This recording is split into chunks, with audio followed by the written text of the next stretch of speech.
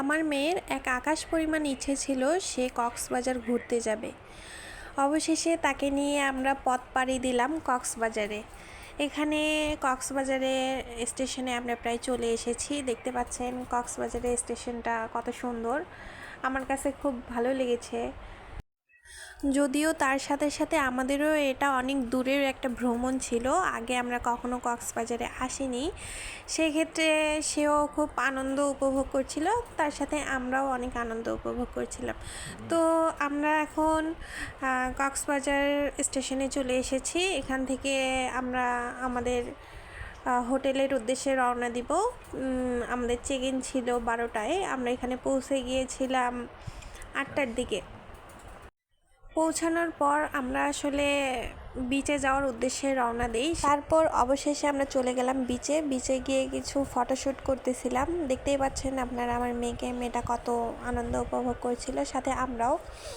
মেয়েটা ঢেউ দেখে এতটাই ভয় পাচ্ছিল যে সে পানির কাছেই যেতে চাচ্ছিল না, পানি দেখেই দৌড় দিচ্ছিল।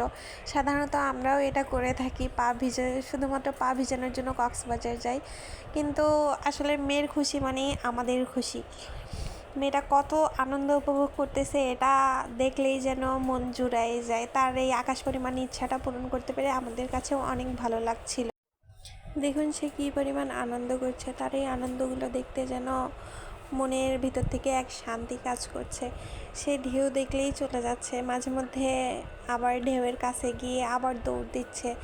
আমরা পাশাপাশি কিছু ফটোশ্যুট করতেছিলাম, ভিডিও করে নিচ্ছিলাম।